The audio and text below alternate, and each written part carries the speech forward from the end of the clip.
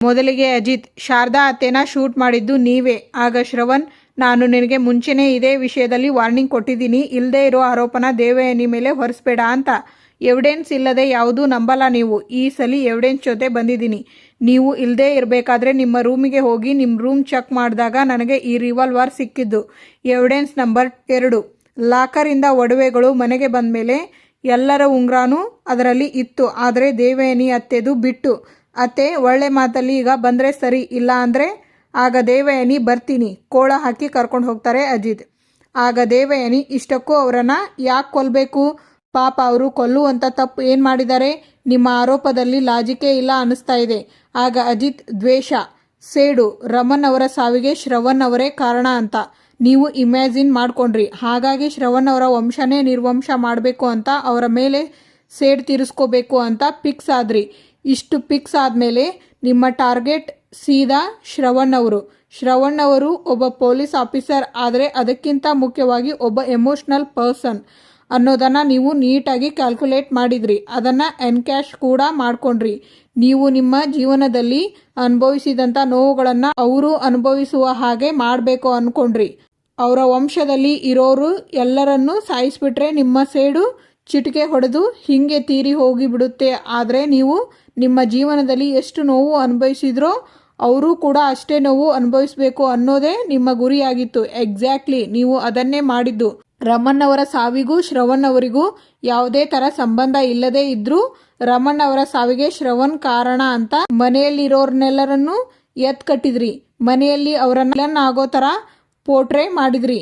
ಆದರೆ ಅದು ಯಾವಾಗ ನೀವು ಅಂದ್ಕೊಂಡಿದ್ದ ರೇಂಜ್ಗೆ ವರ್ಕ್ ಆಗಲಿಲ್ವೋ ನಿಮ್ಮ ಸ್ಟ್ರಾಟರ್ಜಿನ ಸ್ವಲ್ಪ ಚೇಂಜ್ ಮಾಡಿದ್ರಿ. ನಿಮ್ಮ ಕಣ್ಣು ಅವರು ತುಂಬ ಪ್ರೀತಿ ಮಾಡುವಂತ ಅವರ ಹೆಂಡತಿ ಶಾರದಾ ಅವರ ಮೇಲೆ ಹೋಗುತ್ತೆ. ಅವರನ್ನ ಕೊಲ್ಲಬೇಕು ಅನ್ಕೋತೀರಾ. ಇನ್ಫ್ಯಾಕ್ಟ್ ಕೊಲ್ಲಬೇಕು ಅಂತ ಫೈರ್ ಮಾಡ್ತೀರಾ. ಶಾರದಾ ಅತ್ತೆ ಸತ್ತು ಹೋದ್ರು ಅನ್ಕೋತೀರಾ. ಮನಸ್ವಿನಿ ಆ ಜಾಗದಿಂದ ತಪ್ಪಿಸ್ಕೊಂತಾಳೆ. ಇದೇ ತಾನೇ ಎಕ್ಸಾಕ್ಟ್ ಆಗಿ ನೀವು ಮಾಡಿದ್ದು. ಆಗ ದೇವಯಾನಿ, ಅದು ನಿಮ್ಮ ಭ್ರಮೆ. ನನ್ನ ಅಳಿಯ ಅಜಿತ್ ಚಿಕ್ಕ ವಯಸ್ಸಲ್ಲಿ ಒಂದು ಸಲ ತೋಟಕ್ಕೆ ಹೋಗಿದ್ದ ಈಜು ಕಲಿಬೇಕು ಅಂತ. ಅವನ ಜೊತೆ 2 ಹುಡುಗರು ಹೋಗಿದ್ದರು. ಬಾವಿಗೆ ಬಿದ್ದು ಈಜು ಕಲಿಯೋಕೆ ಟ್ರೈ ಮಾಡ್ತಾ ಇದ್ದಾನೆ. ಯಾವಾಗ ಅವನಿಗೆ ಕೈಕಾಲು ಆಡಿಸೋಕೆ ಆಗಲಿಲ್ವೋ ಜೋರಾಗಿ ಕಿರ್ಚ್ಕೊಂಡ. ಅವನ ಜೊತೆ ಇದ್ದಿದ್ದು 2 ಹುಡುಗರು ಅವರು ಕಿರ್ಚ್ಕೊಂಡ್ರು. ಅದನ್ನು ಕೇಳಿ ಅಲ್ಲಿ ಹೋಗ್ತಾ ಇದ್ದಿದ್ದ ನಾನು 2ನೇ ಯೋಚನೆನೇ ಮಾಡದೆ ನನ್ನ ಮಗನ್ನ ಬದುಕಿಸ್ಬೇಕು ಅಂತ ಬಾವಿಗೆ ಹಾರಿಬಿಟ್ಟೆ. ಇದೇ ಕೈಗಳಲ್ಲಿ ಅವನನ್ನು ರಕ್ಷಿಸಿ ಅವನಿಗೆ ಜೀವ ಕೊಟ್ಟೆ, ಮರು ಜೀವ ಕೊಟ್ಟೆ. ನಿಜ ಏನು ಗೊತ್ತಾ ಕಂದ, ಆಗ ನನಗೆ ಈಜೇ ಬರ್ತಿರ್ಲಿಲ್ಲ. ನೀವು ಎಮೋಷ್ನಲ್ ಆಗಿ ಮಾತಾಡಿ ಟಾಪಿಕ್ನ ಡೈವರ್ಟ್ ಮಾಡ್ತಾ ಇದ್ದೀರಾ.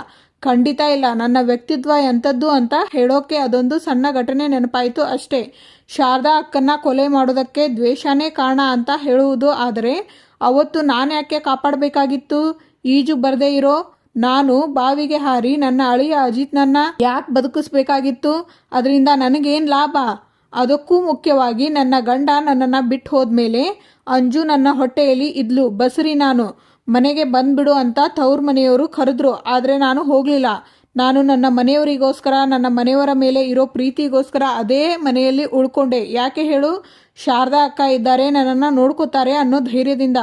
ಪ್ಲೀಸ್, ನನ್ನ ಬಗ್ಗೆ ಆಲೋಚನೆ ಮಾಡುವಾಗ ದಯವಿಟ್ಟು ಒಂದು ಕ್ಷಣ ಇನ್ಸ್ಪೆಕ್ಟರ್ ಅಜಿತ್ ರಾಮನಾರಾಯಣ್ ಥರ ಆಲೋಚನೆ ಮಾಡದೆ ನನ್ನ ಮಗನ ಥರ ಸಾಕಿರೋ ಅಜಿತ್ ಆಗಿ ಯೋಚನೆ ಮಾಡಿ ನೋಡಿ. ಆಗ ನಿಮಗೆ ಕ್ಲಾರಿಟಿ ಸಿಗುತ್ತೆ.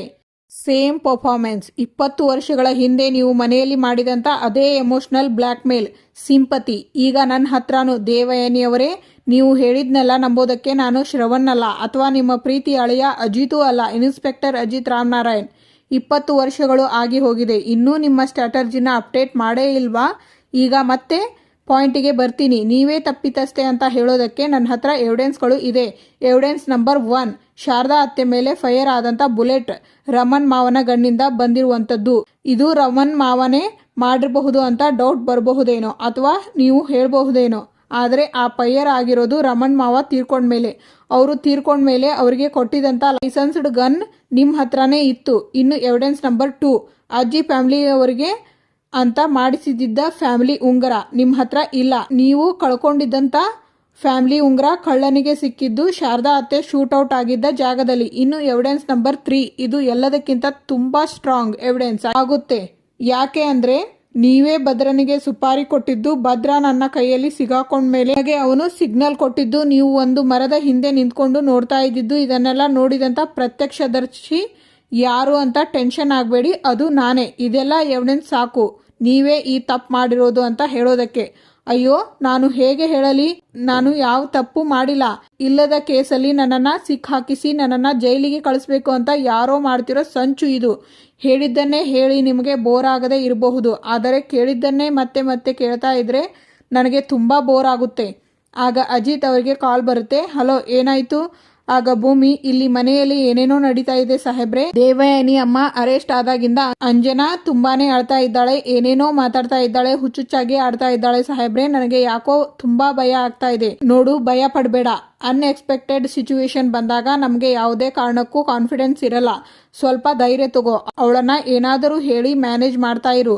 ಅವಳನ್ನ ಒಬ್ಬಳೇ ಬಿಡೋಕೆ ಹೋಗಬೇಡಿ, ಯಾರಾದರೂ ಜೊತೆಯಲ್ಲೇ ಇರಿ. ಸಾಹೇಬ್ರೆ, ಮೈದು ಅಂಜು ಜೊತೆನೇ ಇದ್ದಾನೆ, ಆದರೆ ಇಲ್ಲಿ ಮನೆಯಲ್ಲಿ ಒಬ್ಬೊಬ್ಬರು ಒಂದೊಂದು ರೀತಿ ಮಾತಾಡ್ತಾ ಇದ್ದಾರೆ. ಒಬ್ಬರು ನೋಡಿದರೆ ಅಂಜು ಮತ್ತೆ ಮೈದು ಮದುವೆ ಆಗಲಿ ಅಂತ ಮಾತಾಡ್ತಾ ಇದ್ದಾರೆ, ಇನ್ನೊಬ್ಬರು ನೋಡಿದರೆ ಅವರಿಬ್ಬರ ಮದುವೆ ಆಗಲೇಬಾರ್ದು ಅಂತ ಮಾತಾಡ್ತಾ ಇದ್ದಾರೆ. ಏನು ಮಾಡೋದು ಅಂತಾನೆ ಗೊತ್ತಾಗ್ತಾ ಇಲ್ಲ. ದಯವಿಟ್ಟು ನೀವು ಮನೆಗೆ ಬರ್ತೀರಾ ಸಾಹೇಬ್ರೆ?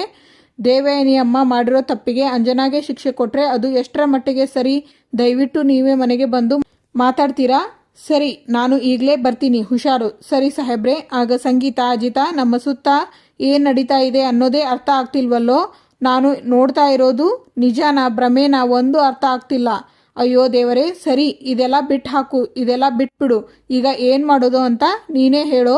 ಆಗ ರಾಮ್, ಸಂಗೀತ, ಅಮ್ಮ ಈ ಮದುವೆ ನಡೆಯೋದು ಬೇಡ ಅಂತಿದ್ದಾರೆ. ಇನ್ನು ಶ್ರವಣನ್ನ ಕೇಳಿದರೆ ಅವನು ಏನೂ ಮಾತಾಡ್ತಾ ಇಲ್ಲ, ಅವನೇ ಕನ್ಫ್ಯೂಸ್ ಆಗಿದ್ದಾನೆ. ಆಗ ಅಜಿತ್, ಭೂಮಿ, ಅಂಜುನ ಕರ್ಕೊಂಡು ಬಾ. ಸರಿ. ಆಗ ನಿಂಗವಜ್ಜಿ, ಅಜಿತಾ ಬಾ ಇಲ್ಲಿ. ಹೇಳಿ ಅಜ್ಜಿ, ಈ ಮದುವೆ ಬಗ್ಗೆ ಏನು ಯೋಚನೆ ಮಾಡಿದೆಯೋ? ನಿನ್ನ ಅಭಿಪ್ರಾಯ ಏನು? ಅಜ್ಜಿ, ನಾನು ಏನೇ ಮಾಡಿದ್ರು ಈ ಫ್ಯಾಮಿಲಿ ಒಳ್ಳೆಯದಕ್ಕೋಸ್ಕರ ಅಂತ ನೀವು ನಂಬ್ತೀರಾ ಅಲ್ವಾ? ನನ್ನ ಪ್ರಾಣ ಉಳಿಸಿದ ಆಪತ್ ಬಾಂಧವ ನೀನು. ಏನೇ ಹೇಳಿದರೂ ಅದನ್ನು ಪ್ರೀತಿಯಿಂದ ಒಪ್ಕೋತೀವಿ. ಆಗ ಅಜಿತ್, ಮದುವೆ ನಡಿಬೇಕಾಗಿರೋ ಸಂದರ್ಭದಲ್ಲಿ ಈ ರೀತಿ ಎಲ್ಲ ಆಗಿದ್ದು ತುಂಬ ಅಂದರೆ ತುಂಬ ನೋವು ಆಗುತ್ತೆ. ನನಗೆ ನಿನ್ನ ನೋವು ಅರ್ಥ ಆಗುತ್ತೆ. ಪ್ಲೀಸ್ ಸಮಾಧಾನ ಮಾಡ್ಕೊ. ನಾನು ನಿನಗೆ ಕೆಲವೊಂದು ಪ್ರಶ್ನೆಗಳನ್ನು ಕೇಳ್ತೀನಿ, ಅದಕ್ಕೆ ಯಾವುದೇ ಥರ ಸುಳ್ಳು ಹೇಳದೆ ನಿನ್ನ ಮನಸ್ಸಲ್ಲಿ ಇರುವಂಥ ಮಾತನ್ನು ನನಗೆ ಹೇಳು. ನಿಮ್ಮ ತಾಯಿ ಬಗ್ಗೆ ನಿನ್ನ ಒಪಿನಿಯನ್ ಏನು? ಆಗ ಅಂಜು, ನನ್ನ ತಾಯಿ ತಪ್ಪು ಮಾಡಿದರೆ ಕಾನೂನು ಪ್ರಕಾರ ಅವರಿಗೆ ಶಿಕ್ಷೆ ಆಗಲಿ. ಒಬ್ಬರ ಬಗ್ಗೆ ನಮಗೆ ದ್ವೇಷ ಇದ್ದರೆ ಒಂದು ಅವರ ಸಹವಾಸ ಬೇಡ ಅಂತ ದೂರ ಇಡಬೇಕು, ಇಲ್ವಾ? ಕಾನೂನು ಪ್ರಕಾರ ಹೋರಾಟ ಮಾಡಿ ನ್ಯಾಯ ಪಡ್ಕೋಬೇಕು. ಅದನ್ನು ಬಿಟ್ಟು ಒಬ್ಬರ ಪ್ರಾಣ ತೆಗೆಯೋ ಹಕ್ಕು ಯಾರಿಗೂ ಇಲ್ಲ ಅನ್ನೋದೇ ನನ್ನ ಪಾಲಿಸಿ. ನಚ್ಚಿ ಇನ್ನೂ ನನಗೆ ತಾಳಿ ಕಟ್ಟಿಲ್ಲ, ಆದರೂ ನಾನು ಅವನ ಹೆಂಡತಿ ಅಂತಾನೆ ಫೀಲ್ ಮಾಡ್ಕೊಳ್ತಾ ಇದ್ದೀನಿ. ಈ ಮನೆ ಸೊಸೆ ಅಂತಾನೆ ಭಾವಿಸ್ತಾ ಇದ್ದೀನಿ. ಈ ಮನೆಗೆ ಯಾರೇ ಕೇಳಿ ಬಯಸಿದ್ರು ಅದು ನನ್ನ ತಾಯಿ ಆದ್ರೂ ಅವರು ನನ್ನ ಶತ್ರುನೇ. ಕೇಸ್ ಇತ್ಯರ್ಥ ಆಗಿ ನಮ್ಮಮ್ಮ ಜೈಲು ಸೇರಿದರೆ ನಾನು ಸಂಕಟ ಪಡಲ್ಲ, ಬದಲಾಗಿ ಒಬ್ಬ ಕ್ರಿಮಿನಲ್ಗೆ ಶಿಕ್ಷೆ ಆಯಿತು ಅಂತ ಖುಷಿ ಪಡ್ತೀನಿ.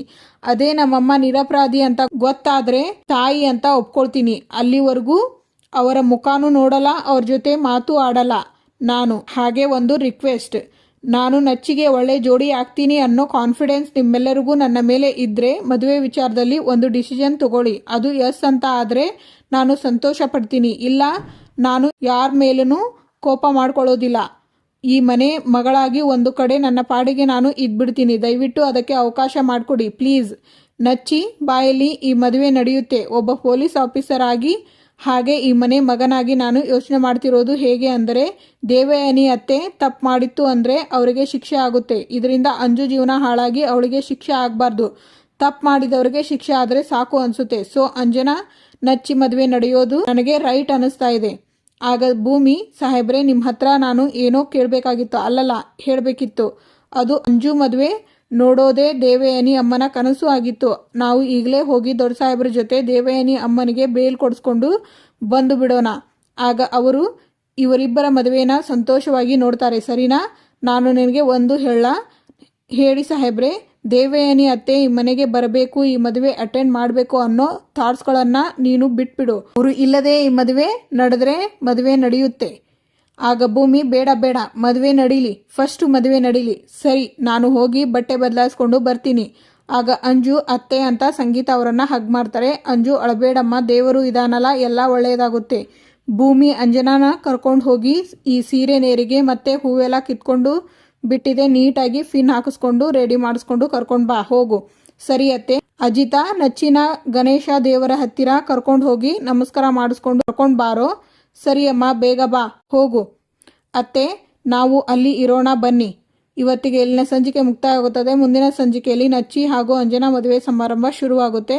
ಒಬ್ಬರಿಗೊಬ್ಬರು ಮಾಲೆ ಹಾಕ್ತಾರೆ. ಆಗ ಪುರೋಹಿತರು ಈಗ ಕನ್ಯಾದಾನ ಮಾಡುವ ಸಮಯ, ವಧು ಅವರ ತಂದೆ ತಾಯಿ ಮುಂದೆ ಬಂದು ಕನ್ಯಾದಾನ ಮಾಡಿಕೊಡಬೇಕು. Thank you for watching.